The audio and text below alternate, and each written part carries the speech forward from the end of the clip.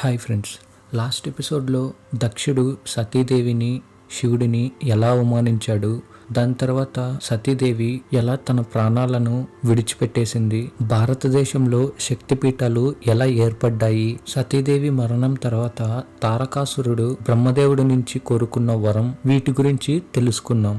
ఈ వీడియోలో దాని కంటిన్యూయేషన్ ఏంటో తెలుసుకుందాం. సతీదేవి మరణత్యాగం శివుడిని మరింత బాధపడేలా చేసి చివరికి వైరాగ్యానికి దారితీసింది. తర్వాత తారకాసురుడు బ్రహ్మదేవుడి వరంతో ముల్లోకాలను వణికిస్తున్నాడు. శివుడి సంతానం చేతిలోనే మరణాన్ని కోరుకున్న తారకాసురుడు సతీదేవి మరణించగానే తన చేష్టలకి అడ్డు అదుపు లేకుండా పోయింది. లోక కళ్యాణం కోసం ఆదిపరాశక్తి మళ్ళీ పుట్టడానికి సిద్ధమైంది. అయితే ఈసారి ఆమె అహంకారి అయిన దక్షుడు లాంటి వాళ్ళకి కాకుండా శివుడికి పరమభక్తులై అహంకారం లేకుండా కేవలం భక్తి భావాలతో ఉంటారో, ఎవరైతే తమ కూతుర్ని ప్రేమిస్తారో అలాంటి దంపతులకి జన్మించాలి అనుకుంటుంది. ఆ దంపతులు హిమవంతుడు మరియు మేనకాదేవి. హిమవంతుడు పర్వతాలకు రాజు. మేనకాదేవి, ఈమెని మేనావతి అని కూడా అంటారు. చాలా మంది మేనక అనగానే విశ్వామిత్రుడి తపస్సు భంగం చేసిన అప్సరస మేనక అనుకుంటారు. కానీ మన ఈ కథలోని మేనకాదేవి వేరు. ఈమె పితృదేవతల కూతురు. ఈవిడ మహావిష్ణువుకి పరమ భక్తురాలు. అయితే వీళ్ళకి పెళ్ళై చాలా కాలమైనా సరే పిల్లలు పుట్టలేదు. పైగా వారికి సాక్షాత్తు ఆ జగన్మాతనే కూతురుగా పుట్టాలి అనే బలమైన కోరిక ఉండేది.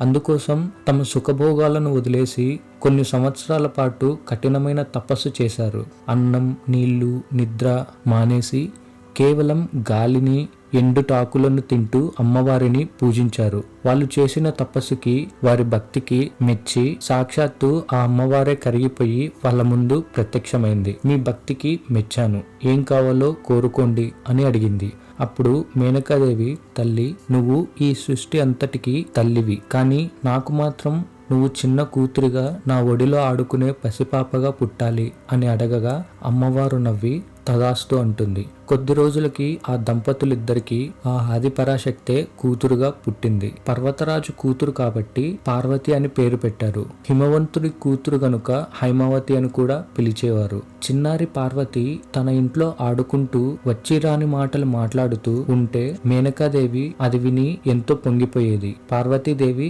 సామాన్యమైన అమ్మాయి కాదు. పుట్టినప్పటి నుండే ఆమె మనసు శివుడి మీదనే ఉండేది. నారద మహర్షి వచ్చి ఈమె జాతకంలో శివుడే భర్తగా వస్తాడు అని చెప్పగానే ఆమె ఆనందానికి అవధులు లేకుండా పోయాయి. ఇలా రోజులు గడుస్తూ ఉండగా పార్వతీదేవి యుక్త వయసులోకి వస్తుంది. ఒకసారి శివుడు హిమవత్ పర్వత ప్రాంతానికి వచ్చి తపస్సు చేసుకుంటున్నాడు. ఎందుకు హిమవత్ పర్వతం అని అంటే అది తపస్సుకి మహా అనుకూలమైన ప్రాంతం. అందుకే ఇప్పటికీ తపస్సు చేసే వాళ్ళందరూ కూడా హిమవత్ పర్వత ప్రాంతానికి వెళ్తూ ఉంటారు. శివుడి రాకను తెలుసుకున్న హిమవంతుడు పార్వతీదేవిని తీసుకొని ఆయన దగ్గరకు వెళ్లి నమస్కరించి, శివ, మీరు తపస్సు కోసమై ఇక్కడికి వచ్చారు అని విన్నాను. ఈమె నా కూతురు పార్వతి.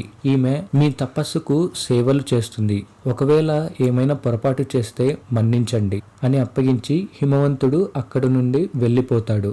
పార్వతీదేవి రోజు వచ్చి శివుడి గృహాన్ని శుభ్రం చేసి ఆయన పూజకు కావాల్సిన పూలు కోసుకొచ్చేది. శివుడు కళ్ళు తెరిచి చూసేవాడు, కానీ ఆయన చూపులో ఎలాంటి ప్రేమ లేదు. ఆయన పార్వతీదేవిని ఒక భక్తురాలిగా మాత్రమే చూశాడు తప్ప భార్యగా స్వీకరించలేదు. రోజులు గడుస్తున్నా శివుడు తన తపస్సులోనే ఉన్నాడు. మనసు మాత్రం కరగడం లేదు.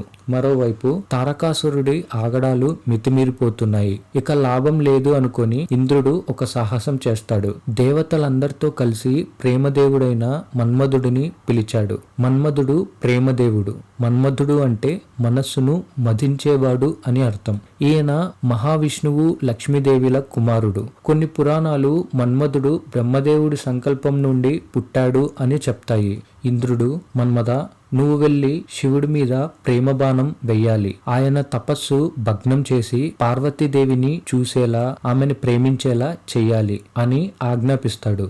అది వినగానే మన్మధుడు భయపడ్డాడు. శివుడి తపస్సును భంగం చేస్తే తన ప్రాణాలకే ప్రమాదం అని హెచ్చరించాడు.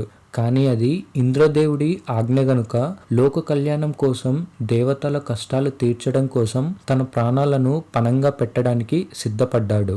కానీ మన్మధుడు భార్య అయిన రతీదేవి దానికి ఒప్పుకోలేదు. ఆ శివుడు ఆత్మస్వరూపుడు. బ్రహ్మ విష్ణువులకే ఆయన తత్వం పూర్తిగా తెలియదు. అటువంటి వాడి మీద నువ్వు గెలవగలవా? ఈ విశ్వంలో పంచభూతాలు ఆయనే. ఆయనను ఎదురు నిలబడి బాణం వేయగలిగే సాహసం చేస్తావా అని హెచ్చరించింది. కానీ అది ఇంద్రుడి ఆజ్ఞ కాబట్టి మన్మధుడికి తప్పలేదు. మన్మథ బాణాలు వెయ్యడానికి శివుడు ఉండే ప్రదేశానికి బయలుదేరతాడు. నేను కూడా వస్తాను పదండి అని రతీదేవి కూడా బయలుదేరింది. వీళ్ళిద్దరితో పాటు మన్మధుడి స్నేహితుడైన వసంతుడు కూడా బయలుదేరాడు. మన్మధుడు, రతీదేవి, వసంతుడు ఈ ముగ్గురు శివుడు ఉండే ప్రదేశానికి చేరుకున్నారు. వసంతుడు రాగానే అక్కడ మంచు కరిగిపోయి చెట్లు చిగురించి అద్భుతమైన వసంతకాలం వస్తుంది. కోకిలలు పాటలు పాడాయి. ఆ మత్తులో శివుడి మనసులో చిన్న అలజడి మొదలైంది. అదే సమయానికి పార్వతీదేవి శివుడికి పూలదండ ఇస్తోంది. ఇదే సరైన సమయం అనుకున్నాడు మన్మధుడు. చెట్టు చాటున దాక్కుని తన చెరుకు విల్లుకు సమ్మోహనాస్త్రం ఎక్కుపెట్టి గాలిని బంధించి ఒక్కసారిగా ఆ బాణాన్ని శివుడి గుండె వైపుకి వదిలాడు. ఆ బాణం తాకగానే శివుడు ఉలిక్కిపడి కళ్ళు తెరిచాడు. ఎదురుగా ఉన్న పార్వతీదేవిని చూశాడు. ఒక్క క్షణం, కేవలం ఒకే ఒక్క క్షణం ఆయన మనసు చెలించింది. ఈమె ఎంత అందంగా ఉంది అనే ఆలోచన శివుడికి వచ్చింది. కానీ వెంటనే శివుడికి ఒక సందేహం వచ్చింది. నేను జితేంద్రుడిని. ఇంత దీర్ఘ తపస్సులో ఉన్న నా మనసును కదిలించిందెవరు అని కోపంగా చుట్టూ చూశాడు. చెట్టు చాటున విల్లు పట్టుకుని ప్రాణభయంతో వణికిపోతున్న మన్మధుడు శివుడికి కనిపించాడు. అంతే, శివుడు కాస్త రుద్రుడిలా మారిపోయాడు. శివుడి ఆగ్రహం కట్టలు తెంచుకుంది. ఆయన పార్వతీదేవిని పట్టించుకోలేదు, రతీదేవిని పట్టించుకోలేదు. నిలువున మండిపోతూ తన నుదుటి మీద ఉన్న మూడో కన్నును ఒక్కసారిగా తెరిచాడు. అంతే, భగభగమంటూ ప్రళయ కాలాగ్ని బయటకు వచ్చింది. ఆ మంటలకు లోకాలన్నీ ఒక్కసారిగా భయపడ్డాయి. మన్మధుడు శివ అని అరిచేలోపే ఆ మంటలన్నీ తనని చుట్టుముట్టాయి. క్షణాల్లో ఆ అందాల రాకుమారుడైన మన్మధుడు కాలిపోయి బూడిద కుప్పగా మారిపోయాడు. తర్వాత లోక రక్షణ కోసం శివుడు ఆ అగ్నిని బడబాగ్నిగా మార్చి సముద్రంలో ప్రవేశపెట్టాడు. అది చూసి పార్వతీదేవి భయంతో రాయిలా నిలబడిపోయింది. వసంతుడు పారిపోయాడు. అప్సరసలు మాయమైపోయారు. దేవతలు తప్పుకున్నారు. మన్మధుడు చనిపోయాక తన తపస్సుకి భంగం కలిగిందన్న కోపంతో శివుడు అక్కడ నుండి వెళ్లిపోయాడు. తన భర్త బూడిదగా మారడాన్ని చూసిన రతీదేవి గుండెలు పగిలేలా ఏడ్చింది. ఓ దేవతా స్త్రీలారా, మీరందరూ నా తల్లులు. దయచేసి నా మాంగళ్యాన్ని నిలబెట్టండి. నా భర్తను బ్రతికించి నాకు ఐదోతనాన్ని ప్రసాదించండి అని వేడుకుంది. ఆ తల్లి లక్ష్మీదేవికి నా బాధని చెప్పండి, విష్ణువుని రప్పించండి, శివుడిని ప్రసన్నం చేసుకుని నా భర్తను దీర్ఘాయుషుడిగా తిరిగి ఇప్పించమని ప్రార్థించండి అని రోధించింది. రతీదేవి అలా ఏడుస్తూ ఉంటే ఆకాశం నుండి ఒక అశరీరవాణి ఆమెను ఓదారుస్తూ ఇలా చెప్పింది. రతీదేవి, దుఃఖించకు. లోక కళ్యాణం కోసమే నీ భర్త ఈ త్యాగం చేశాడు. అలాగే మన్మధుడు లేకపోతే ఈ సృష్టి కార్యం జరగదు. శివుడి కోపాగ్నిలో అతడి శరీరం మాత్రమే కాలిపోయింది. కానీ అతని ఆత్మ ఇంకా చనిపోలేదు. నీ భర్త తిరిగి బ్రతుకుతాడు. కానీ అతనికి శరీరం ఉండదు. అతను నీ కళ్ళకు మాత్రమే కనిపిస్తాడు, ఇతరులకు కనిపించడు. అదృశ్య రూపంలోనే ఉండి లోకంలో సృష్టి కార్యానికి సహాయపడతాడు అని అనుగ్రహించింది. అందుకే మన్మధుడిని అనంగుడు అని కూడా అంటారు. అంతేకాదు, రతీదేవికి ఒక భవిష్యవాణి కూడా వినిపించింది. శివపార్వతుల పెళ్లి జరిగిన తరువాత శివుడి అనుగ్రహంతోనే మన్మధుడి శరీరం కూడా తిరిగి నీకు దక్కుతుంది. కానీ ఇప్పుడు కాదు. ద్వాపర యుగంలో శ్రీకృష్ణుడు మరియు రుక్మిణీదేవిలకు కుమారుడుగా ప్రద్యుమ్నుడు అనే పేరుతో మన్మధుడు మళ్ళీ పుడతాడు. అప్పుడు నువ్వు అతన్ని కలుసుకుంటావు అని చెప్తుంది. ఆ మాట వినగానే రతీదేవి శాంతించి ఆశతో మన్మధుడి కోసం ఎదురు చూడడం మొదలు పెడుతుంది. ఇదంతా చూస్తున్న పార్వతీదేవికి ఒక గొప్ప సత్యం అర్థమైంది. అందంతో శివుడిని పొందలేము అని ఆమె గ్రహించింది. శివుడు కోరుకునేది బాహ్య సౌందర్యం కాదు, అంతర్గత భక్తి. ఒకప్పుడు సతీదేవి యోగాగ్నిలో తన శరీరాన్ని వదిలేసింది. ఇప్పుడు నేను అదే తపస్సుతో ఈ శరీరాన్ని ప్రసన్నం చేసి శివుడిని మెప్పిస్తాను అని పార్వతీదేవి ఒక గట్టి నిర్ణయం తీసుకొని తిరిగి తన తండ్రి అయిన హిమవంతుడి దగ్గరికి వెళ్ళిపోతుంది.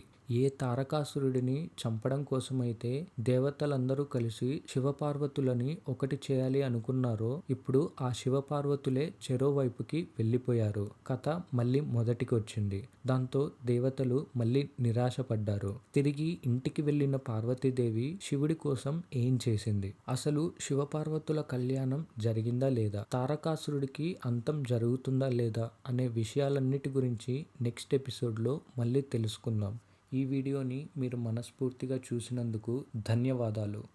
ఈ వీడియో మీకు నచ్చితే లైక్ చేసి స్టోరీ వాళ్ళ ఛానల్ని సబ్స్క్రైబ్ చేసుకోండి. పురాణాలు అంటే ఆసక్తి ఉన్నవారికి ఈ వీడియోల్ని షేర్ చేయండి. మీరు ఏదైనా ఒక టాపిక్ గురించి తెలుసుకోవాలి అనుకుంటే కమెంట్ బాక్స్లో కమెంట్ చేయండి. తప్పకుండా మీకోసం వీడియోస్ చేస్తాం. నెక్స్ట్ ఎపిసోడ్లో మళ్ళీ కలుసుకుందాం. అంతవరకు సెలవు. Bye bye.